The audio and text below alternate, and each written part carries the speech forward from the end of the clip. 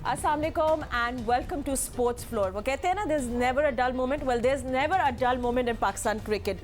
Big resignation हमने देखा है। पीसीबी के चीफ, पीसीबी सीईओ वसीम खान अपने ओहदे से मुस्ताफ़ी हो गए हैं। So that's what's happening. अब बोर्ड ऑफ गवर्नेंस की मीटिंग भी होगी और सुना है कि वो इस्तीफ़ा को मंजूर कर लेंगे एंड उसके साथ साथ बिग चेंजेस आएंगी। अब तो सुना है कि एक डायरेक्टर क्रिकेट के लिए जगह बनाई जा रही है। So who is that going to be? Big decisions going to take today. थोड़ा सा आगे जाके हम लोग वसीम खान के टेन्योर पे भी बात करेंगे, एनालिसिस भी करेंगे, मगर उससे पहले आपको ये भी बताएं कि there was a very secret hush hush meeting. Will tell you about that as well. एक कल हुई इस्लामाबाद में, जब सेलेक्टर्स जो है हमारे चीफ सेलेक्टर, उन्होंने बाकी सेलेक्टर्स और हमारे कप्तान से मीटिंग की बाबर आजम के साथ, और बहुत कुछ सुनने में आ रहा है। और ऑफ कोर्स हम अपने एक्सपर्ट से भी पूछेंगे कि there will be big changes again. जो हमने खबर आ रही है वो ये है कि टीम में अब 3 तब्दीलियों का इम्कान है। ये वर्ल्ड T20 का स्क्वाड है, उसमें 3 तब्दीलियों का इम्कान होगा। आजम खान, मोहम्मद हसनैन और शुएब मकसूद को अब जगह बरकरार रखने में मुश्किलात का सामना अब है। और ख़बर ये आ रही है कि अब उनकी जगह शुएब मलिक को रिकॉल किया गया है। धानी अब स्क्वाड में शामिल हो जाएंगे and then Fakhar Zaman as well, that's his career as well. 53 matches, lots of runs. अच्छा, तो ये सब कुछ हो रहा है फ़िलहाल। सो ये सीक्रेट मीटिंग में क्या हुआ, हमारे क्रिकेट एक्सपर्ट्स हमें बताएंगे। जल्दी से सबको इंट्रोड्यूस कर दें। आप शुएब मलिक और सबके हम लोग करियर भी देख रहे हैं just in front of your screen. अब ये सब खबरें क्या बेसलेस हैं, क्या नहीं हैं, ये हम लोग बात करेंगे। हमारे एक्सपर्ट्स हमारे साथ हैं। Let's just have a look. हम सबको इंट्रोड्यूस भी कर लेते हैं। मेरे साथ स्टूडियो में मौजूद है क्रिकेट के Sikandar but. Hello Sikandar, how are you? हाँ, ready for the big day today? बहुत सारी बातें। बड़ी फास्ट पेस पे क्रिकेट कहते हैं ना, फास्ट पेस पे खेलो, तो इस वक्त क्रिकेट बोर्ड भी बड़ा फास्ट पेस पे चल रहा है। या बट आई डोंट नो कि ये कितना अच्छा है वर्ल्ड कप होने, बिग टूर्नामेंट होने से पहले। I don't know if it's good और नॉट, वील फाइंड आउट। और मेरे साथ मौजूद है senior sports journalist Abdul Majid Bhatti, senior sports journalist Syed Hussaini and senior sports journalist Aliya Rashid ने भी ज्वाइन किया है। Thank you so much everyone. थोड़ा सा अब हम लोग फोकस लेकर आते हैं अब वर्ल्ड T20 स्क्वाड पे। भट्टी साहब, कल ये जो मीटिंग हुई है, सुना है बड़ी शॉर्ट मीटिंग थी, मगर बिटर स्वीट थी या स्वीट, ये आप बता दें ये क्या हुआ कल इस हश मीटिंग में? अच्छा फातिमा, मोहम्मद वसीम जो चीफ सेलेक्टर हैं वो रहते इस्लामाबाद में हैं, लेकिन इस नेशनल T20 के दौरान वो 5 स्टार होटल में रह रहे हैं और वो शिफ्ट हो गए अपने घर से टीम होटल। तो सीक्रेट मीटिंग बातें करनी होती है जी। तो कल उन्होंने एक मैसेज भेजा, बड़ा सीक्रेट मैसेज था जो हमारे ज़राए ने हम तक पहुंचाया। उस मैसेज में लिखा हुआ था कि T20 वर्ल्ड कप स्क्वाड की मीटिंग 9:30 से 10 बजे तक है, लेकिन सिलेक्टर से ये कहा गया, चूंकि 6 जो टीमें हैं फ्रेंचाइज वो एसोसिएशन की, 6 के 6 हेड कोचेस जो हैं वो सिलेक्टर भी हैं, उनसे कहा गया कि आपने प्लेयर्स के साथ ये मैसेज ग्रुप में शेयर नहीं करना, वरना ये मैसेज मीडिया तक पहुंच जाएगा। आपने पर्सनली प्लेयर्स को बताना है, लेकिन हमारे पास वो मैसेज मौजूद है और हमने ही कल रात 9 बजे के बुलेटिन में ये खबर ब्रेक की कि वो मीटिंग बुलाई गई और मोहम्मद वसीम ने अगर वो चाहते तो 3-4 लोगों के साथ बैठकर उनको समझा सकते थे कि भाई अभी पैनिक बटन नहीं दबाया गया। लेकिन 19 में से 18 लोग मौजूद थे। मोहम्मद हफीज़ चूँकि उनका डेंगू पॉजिटिव आया है तो वो लाहौर चले गए और इस वक्त वो आराम कर रहे हैं। तो बेसिकली मोहम्मद वसीम ने ये कहा कि मीडिया पे जो खबरें आ रही हैं कि टीम में तब्दीलियां हो रही हैं, उस पर आप कान न धरें, हम लोग आप पे कॉन्फिडेंस करेंगे, लेकिन आपको खुलकर खेलना है। लेकिन जो हमारे सोर्सेज बता रहे हैं कि फ़खर जमान और शाहनवाज दानी, ये तो बिल्कुल कंफर्म है कि टीम में इनका कमबैक होगा। शुएब मलिक को 2 रीज़न की वजह से रखा गया है। एक तो मोहम्मद हफीज़, चूँकि उनके प्लेटलेट्स का इशू है, शायद मोहम्मद हफीज़ अगर उस वक्त तक फिट नहीं हो सके तो शुएब मलिक मोहम्मद हफीज़ को रिप्लेस कर जाएं। अगर शुएब मकसूद की परफॉर्मेंस में बेहतरी नहीं आई तो वो नंबर भी शुएब मलिक को मिल सकता है। तो ये एक्सपेक्टेड 3 चेंजेस है। ठीक है भट्टी साहब, thank you so much telling us कि कल ये जो हश मीटिंग में क्या कुछ हुआ, क्या बातें हुई। तो एक तो सिको गुड थिंग है कि उन्होंने सबको बोला कि भाई आप खुल के खेलें, बट सिको I just want to know about this. एक टूर्नामेंट है, आपने अपनी टीम सेलेक्ट कर ली, आपके नए चीफ आते हैं, वो कहते हैं भाई यही टीम है, आपने अपने लड़कों को बैक करना है। तो वाई आर दे क्रम्बलिंग? इतने प्रेशर में क्यों आ रहे हैं? और ये प्लेयर्स के लिए don't you think it's very sad और बहुत ही ट्रैजिक होगा उन प्लेयर्स के लिए अगर उनको अभी खबरें गर्दिश हो रही है कि वो रिप्लेस किए जाए? मैं हसनैन की बात कर रही हूँ, शोएब मकसूद की बात कर रही हूँ। देखो टीम पहले अनाउंस हो चुकी थी, हमें करनी थी, वो तो हो गई, मगर ये चीज़ों को हैंडल अच्छा नहीं किया गया। मैं माजरत के साथ, हो सकता है लोगों को ये बात मेरी बुरी लगे जो कि भी नए आए हैं क्रिकेट बोर्ड में, थोड़ा सा वर्ल्ड कप को कोई वैल्यू क्रिएट करें उसकी। वो एक वर्ल्ड कप है, आप उससे पहले आप कोचेस को उड़ गए, अब सीईओ साहब जा रहे हैं, टीम में तब्दीली की बात हो रही है, कुछ अरसा रह गया, महीना भी नहीं है मेरे ख्याल से, कुछ हफ्ते रह गए हैं, और आप जो है इस किस्म की तब्दीली करते हैं, ये अच्छा इंप्रेशन नहीं डालती। मैंने कल लास्ट टाइम ये कहा था कि जिस शख्स ने ये बोला था कि उस क्लब को रजिस्ट्रेशन देंगे जिसके पास स्विमिंग पूल है, उसको कान पकड़ के निकाल दिया जाए, इसी तरह मैं ये कह रहा हूँ कि ये जो सिस्टम है ना सिलेक्शन का, सेलेक्टर्स का, ये इसको चेंज करें। आप दोबारा उस सिस्टम पे आ जाएं जिसमें अलग सेलेक्टर्स होते हैं, जिनके वो कोचेज़ नहीं होते। आपने कोचेज़ को बनाया हुआ है, वो पता नहीं 6 टीमों के 6 कोचेज़ वो अपने लड़कों को प्रमोट करते हैं। आपको एक इंडिपेंडेंट सेलेक्टर्स रखें, जो कि जैसे पहले होता था कि एक चेयरमैन हो गया, उसके साथ 3 या 4 आप सेलेक्टर रखें, या 3 रखें, 2 रखें, 4 रखें, व्हाटएवर, वो अलग हो, वो टीम के वो हिस्सेदार ना हो। ठीक है, बट सिक्कू जो हमारे फोकस है वो अभी यही है कि चेंजेस के ऊपर, यू नो, आप लोग भी तो बात कर रहे थे चेंजेस की। I mean you also were expecting कि 1-2 चेंज हो जाए, राइट? पहले तो सबका बना के रखा हुआ है, मगर अभी देखें 3 मैच हुए हैं, अभी 3 मैच में कुछ कहना फजूल है। अगर अगले मैचों में किसी ने लंबे स्कोर कर दिया, आजम ने, मकसूद ने, खुशदिल ने, अगर किसी ने 100 टिका दिए, किसी ने बड़े रन्स कर दिए, आप क्या करेंगे? उनको तो लेकर ही जाएंगे ना। तो अभी से बात करना जो है वो सही नहीं है। धानी हाँ ज़रूर अच्छी गेंदें कर रहा है, काफ़ी शार्प नज़र आ रहा है, हमें उसको ज़ाया नहीं करना चाहिए। ठीक है आलिया, मुझे आपका भी टेक लेंगे साहब। यू नो, हम लोग देखिए, हम लोग खुद ही बातें कर रहे थे कि देखो चेंजेस कर सकते हैं हम लोग, 16 अक्टूबर डेडलाइन है, ये भी हो सकता है, वो भी हो सकता है। एंड नाउ दैट चेंजेस आ रही है या बातें सुनने में आ रही है, तो थोड़ा सा बुरा भी लग रहा है उन प्लेयर्स के लिए जो सिलेक्टेड है। जैसे देखिए थोड़ी ज़्यादती तो है ना, Shoaib Maqsood was performing well, you know, just because of his 2 matches he didn't play well, you can't change, मतलब आप उसको चेंज नहीं कर सकते, या आप ये उसके जॉब खतरे में नहीं डाल सकते, राइट? हाँ बिल्कुल फातिमा, आप ठीक कह रही हैं। पहले तो ये क्लियर करना जरूरी है कि जाहिर है आईसीसी की एक डेडलाइन थी जिसके अंदर उनको हर सूरत में अनाउंस करना थी टीम, तो इसलिए वो करनी पड़ी उस वक्त तक। हालांकि रमीज जो है उन्होंने भी टेक ओवर नहीं किया था, और उसके बाद फिर आपके पास 10 अक्टूबर तक वो टाइम है जिसमें आप चेंजेस कर सकते हैं। तो वो तो एक प्रोसेस है। हमें लग रहा है कि मतलब वो मुनासिब नहीं हुआ, लेकिन वो अपनी जगह टेक्निकली ठीक उन्होंने किया है। अब सिर्फ ये पॉइंट क्या है कि क्या हमें कैपेसिटी बिल्डिंग की जरूरत है, क्या हमें एक जिसको कहते हैं ना इम्पेंटिंग फेलियर का फियर हर वक्त रहता है। उसी को देखते हुए जो पब्लिक का शोर हुआ और ये जो नेशनल T20 में परफॉर्मेंसेज आई उनकी, उन्हीं को देखते हुए हम भी बात कर रहे हैं, और उन्हीं को देखते हुए पब्लिक भी बहुत रिएक्ट कर रही है। और गालिबन जैसे कि खबरें आई हैं, प्राइम मिनिस्टर हाउस से भी रमीज राजा चेयरमैन साहब को ये इंस्ट्रक्ट किया गया है कि आप इसमें चेंजेस करें। बहुत ज़्यादा चेंजेस होनी नहीं चाहिए, मगर जैसे बता रहे हैं भट्टी साहब भी, ऐसा ही हुआ है, मीटिंग में हुई है, चेंजेस जो है वो कंसिडर भी की जा रही है। शोएब मलिक और शोएब मकसूद पे मेरा ख्याल है कि बहुत बड़ा इस वक्त जो है वो टेंशन चल रही है, इसलिए कि शोएब मलिक हफीज की गैर मौजूदगी में उनका आना, अगर हफीज नहीं खेलते तो बीमारी की वजह से, तो उनका आना जो है वो डेफिनेटली नजर आता है, क्योंकि एक सीनियर प्लेयर आपको जरूर मिडिल ऑर्डर में चाहिए। और दूसरी तरफ जो चीफ सेलेक्टर हैं वो और चेयरमैन दोनों जो हैं वो उनके हक में नहीं हैं, और शोएब मकसूद को बहुत ज्यादा वो सपोर्ट कर रहे हैं और करना चाहते हैं, और मेरा ख्याल है करना चाहिए भी। मगर इससे भी हम इनकार नहीं कर सकते कि आपको एक सीनियर प्लेयर की हर सूरत में जरूरत है। तो जैसे कि खबरें आ रही हैं, फखर का डेफिनेटली उनका बहुत पहले से हमें आइडिया था कि वो होंगे, मगर उसके बाद ये जो दूसरे 2 प्लेयर्स हैं उनमें कौन आता है कौन नहीं आता, ये अफसोसनाक है। बिल्कुल आप सही कह रही हैं, आदमी हर्ट होता है, प्लेयर्स खेल रहे होते हैं, उनका नाम अनाउंस होता है, उन्होंने सेलिब्रेट किया होता है, फिर एक दिन पता चलता है कि जी अब वो टीम का हिस्सा नहीं होंगे।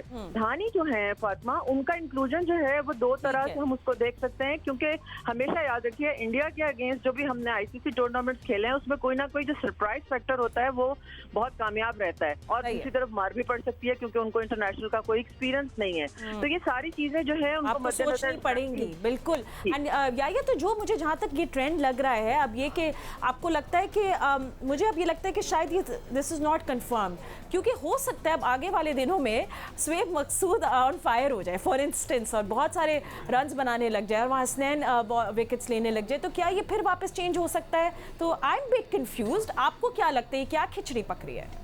देखिए फातिमा, कंफ्यूज होने की तो कोई बात नहीं हूँ है नहीं। confused। और अच्छा, ठीक है। दूसरा जो सबसे इम्पोर्टेंट पहलू है वो ये है कि जो वसीम ने कल मीटिंग कॉल की है, जिस तरह माजिद भट्टी साहब फरमा रहे थे कि वो उसी होटल में ठहरे हुए हैं जहाँ खिलाड़ी ठहरे हुए हैं, तो कुछ आखिरी दिन है चीफ सेलेक्टर के पाकिस्तान क्रिकेट बोर्ड के साथ, और जाते जाते उन्होंने भी कहा कि जनाब लोगों को ये तासुर दिया जाए कि मैं कुछ कर रहा हूँ। और सबको पता है कि टीम किसने सेलेक्ट की है, सबको पता है कि इस टीम की सिलेक्शन में जो 6 टीमों के सेलेक्टर्स हैं उनका क्या रोल है, कभी उनसे पूछा भी गया है। तो ये मीटिंग सिर्फ फेस सेविंग की मीटिंग थी, सिर्फ इधर उधर की बातें हुई ना। वसीम के हाथ में तब्दीली है और तब्दीली कहाँ से होगी ये सबको पता है। और जिन खिलाड़ियों के हवाले से बात की जा रही है कि वो टीम में नहीं होंगे, ये बात तो तय है कि हसनैन अब इस टीम में अपनी जगह खो चुके हैं और धानी जो है वो उनकी जगह ले चुके हैं। आज़म खान भी बहुत हद तक अब मुझे लग नहीं रहा कि वो इस टीम के साथ ट्रैवल करेंगे, और ये पहली मरतबा हो नहीं रहा। पिछले आखिरी 3 ICC इवेंट में ऐसा ही हुआ है कि टीम पहले अनाउंस हो जाती है, तब्दीलियां बाद में होती हैं। 2016 में खुर्रम मंजूर टीम में थे, उनको टीम से ड्रॉप कर दिया गया। 2017 चैंपियंस ट्रॉफी में उमर अकमल टीम में थे, उनकी जगह जो है हारिस सोहेल ने ले ली। 2019 वर्ल्ड कप में जुनैद खान टीम में थे, फ़हीम अशरफ टीम में थे, वो टीम से बाहर हुए और आमिर टीम में आए और वहाब रियाज टीम में आए। तो मेरे लिए कोई हैरान कुन चीज़ है नहीं ये है। पाकिस्तान क्रिकेट का थोड़ा ट्रेंड है, ये होता रहा है। अच्छा, बट थोड़ा सा मैं आपसे ये भी क्लियर कर पूछना चाहती हूँ कि बहुत सारे रूमर्स ये आ रहे थे कि शादाब अपनी वाइस कैप्टनसी लूज़ कर सकते हैं। क्या ये इसमें कोई सदाकत है या नथिंग, कुछ भी नहीं है, बेसलेस है ये? देखिए, शादाब का सही मानों में मुकाबला उस्मान कादिर से है, लेकिन सेंट्रल पंजाब के लिए उस्मान कादिर भी कोई हैरान कुन कारकर्दगी का मुजाहरा नहीं कर रहे। लेकिन ये बात भी तय है कि शादाब खान को अब परफॉर्म करना होगा अगर इस टीम के साथ उनको ट्रैवल करना है। हम ये शादाब के रिकॉर्ड्स भी देखेंगे and you know we just gonna go take a break. But सिक्को, मेरा ये भी सवाल होता है फिर अब ये रिजर्व्स की भी चले हम शादाब को भी दिखा देते हैं। 53 मैचेस उन्होंने खेले हैं एंड 58 विकेट्स। सिक्को, आपने भी कुछ स्टैट्स निकाले थे शादाब के जो फर्स्ट क्लास के भी निकाले थे। फर्स्ट क्लास क्रिकेट में भी इनके इसलिए कि वो खेलते नहीं है ज़्यादा, तो उनको खेलना चाहिए। ये सबसे बड़ा जो मसला है काम अप एंड बैट। अच्छा फातिमा, इससे पहले कि आप ब्रेक पे जाएं, एक चीज़ और आपके साथ में शेयर कर लूं।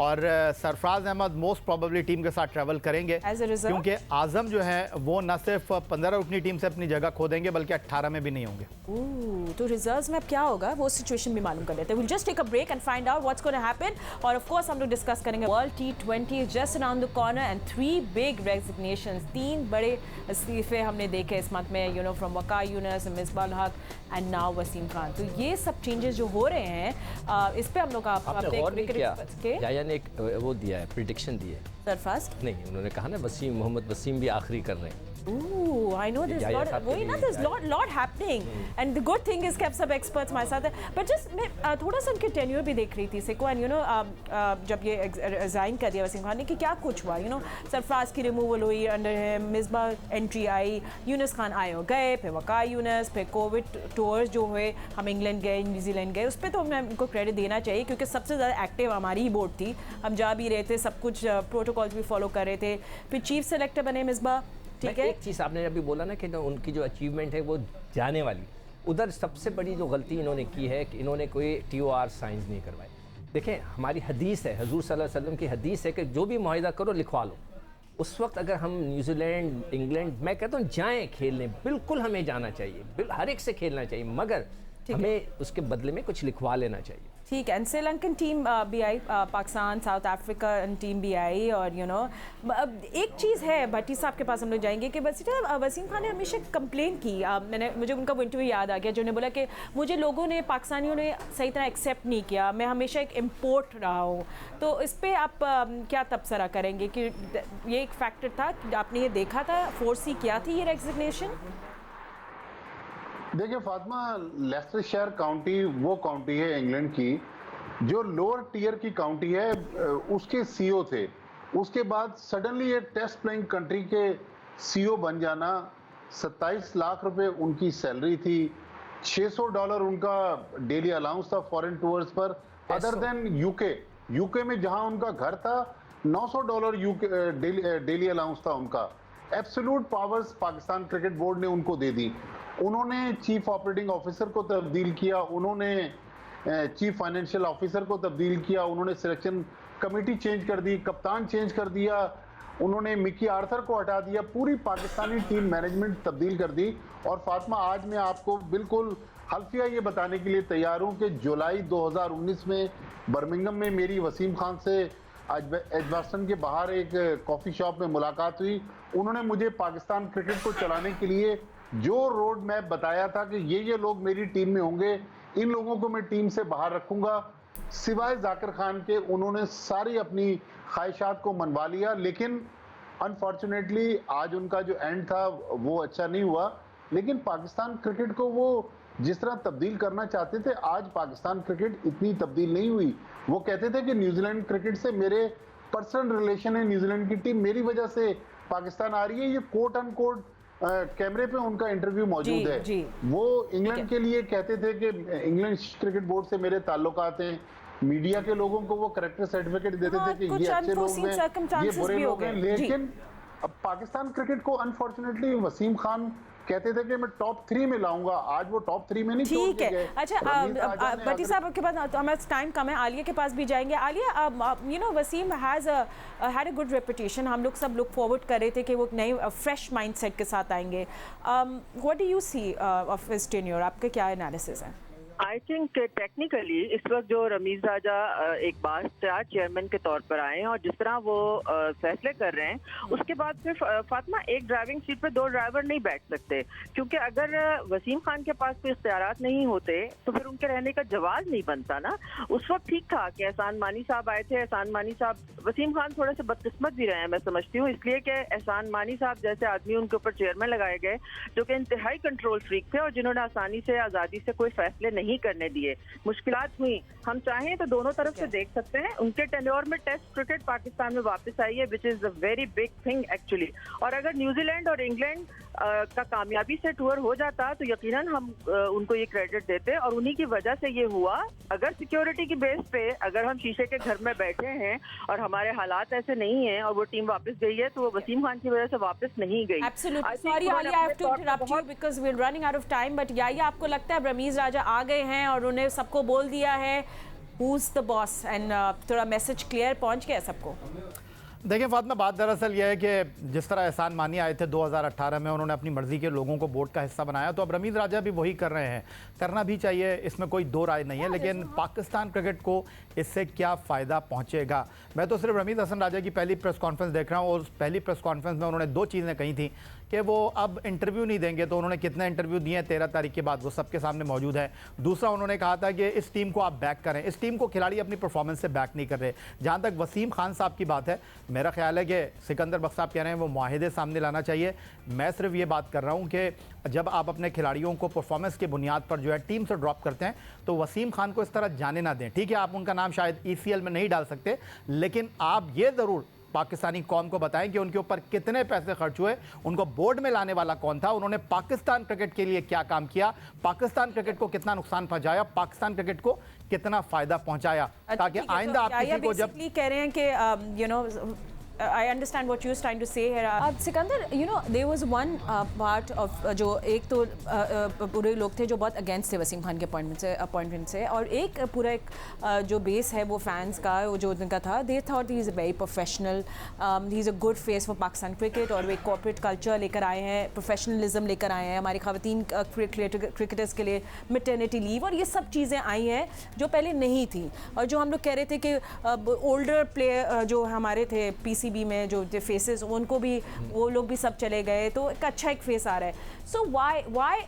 ये एक जो पूरे एक हाफ लोग हैं जो उनको नहीं सपोर्ट करते, व्हाई डोंट दे? देखिए, मैं मेरी जो अपनी ज़ाती राय है ये, और ये है कि ये वक्त सही नहीं था इतनी बड़ी तब्दीली करने का। हो सकता है अगर प्राइम मिनिस्टर वर्ल्ड कप के बात करते तो ये सारा हंगामा वर्ल्ड कप से पहले नहीं होता। वसीम खान साहब एक दफ़ा हमारी स्टूडियो आए थे, ही वॉज वेरी नाइस, बहुत अच्छी तरह हमने बड़ी उनकी खिंचाई की, मगर बहुत अच्छी तरह मिले, बहुत मतलब एज अ प्रोफेशनल उन्होंने बातें की, बहुत अच्छी बातें की, उन्होंने एक्सेप्ट किया चीज़ों को कि मुझे इस्लामाबाद का एक मुझे विज़न है। देखें, उनकी जो सबसे बड़ी जो फॉल्ट मुझे नज़र आ रही है वो ये है कि 3 साल में हमने अपनी जो ग्रास रूट की जो क्रिकेट थी, जिसमें क्लब क्रिकेट है, स्कूल क्रिकेट है, सिटी क्रिकेट है, वो बिल्कुल तबाह बर्बाद कर दी।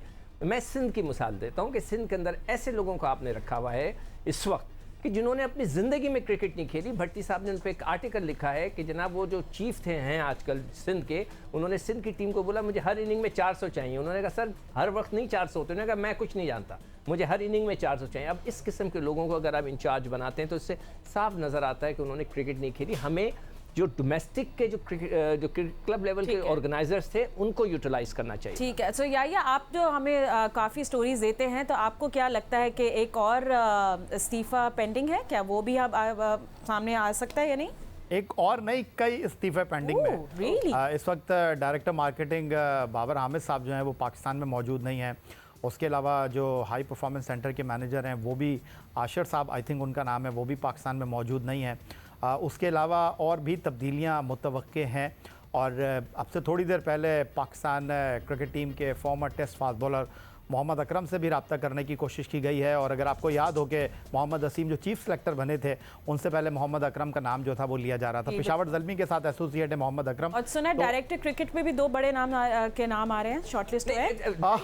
मैं जल्दी से पूछना चाह रहा हूँ कि हमें पुराना सिस्टम ठीक है, I am so sorry, we just have no time, but हम शो के बाद बात कर लेंगे, ठीक है? Well thank you so much. हमारे जितने भी एक्सपर्ट्स हमें ज्वाइन किया, याया सिकू आपका भी बहुत बहुत शुक्रिया। वेल स्पोर्ट्स फ्लोर से फिलहाल इतना ही। Will see you tomorrow and of course lots and lots of cricket news. बहुत जूसी हो रही है सिचुएशन। मज़ीद खबरों के लिए देखते रहिए GA न्यूज़।